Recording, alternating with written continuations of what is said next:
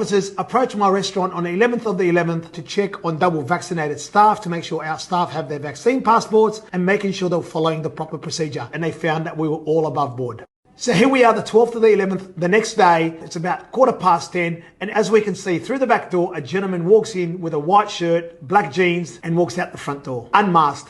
About 2 to 3 minutes later, the gentleman and a lady approach our door. One of our young staff approaches them and says, "Hi, welcome to Criticise." She also asked them to scan in and to show the vaccination passport and to also walk through our temperature control gauge. And at that point, they flashed a police badge to say, "No, we're here to check on the vaccination passport." I don't know why it was so dramatic, why they had to get in the way of customers, and why they had to approach the staff in the way they did. Why they had to pretend they were customers and then say they were police. Me watching the video for the first time, my chest tightened up. Their staff have come in, they're already under tremendous amount of pressure to be checking vaccination passports, people are scanning in, and to follow the Criticise procedure. It's tough. As you can see in the back in the CCTV, there's other customers who are probably heading to the food court where they don't need to be checked. And the restaurants to the right and left, there's about 5 or 6 of them were not checked. So at this point, there's 4 staff who are in the front of house and the restaurant is empty. And at this time, you could see the panic in the staff. You could see them just walking around and they know there's a police officer there. Their heart rate is going through the roof. They're going, what are we doing wrong? And we have extra people on. So you could see the labour for an empty restaurant, which is costing us over $150,000 a week as an organisation to be mandating the government regulation. Meanwhile, I want to state that you could go into a massive shopping centre, into a massive supermarket, whatever it is, and you need to provide nothing. How is that fair?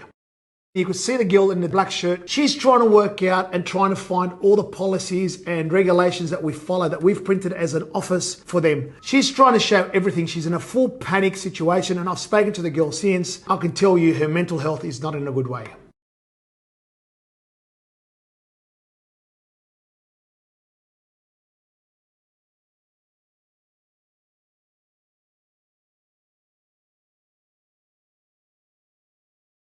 So the reason I've put up this video is you could see the mental health of our staff. This is not the country we are. This is not the policies we need. We are putting our police force in a position that we don't need to.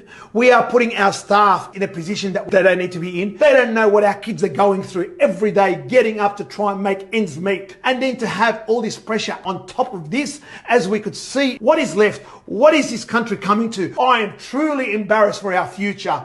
Now it's time to stand up and it's time to speak the truth. And I say this with a heavy heart. And you know what? It's not easy making this video. I don't want to come across as a sook, but you know what? I'm speaking out and I don't care because I've had enough. Because if that's what my kids are going to grow up in, if this is the country, it's time for the pretenders to move out of the way. It's time to stand up and fight for the people. Enough is enough.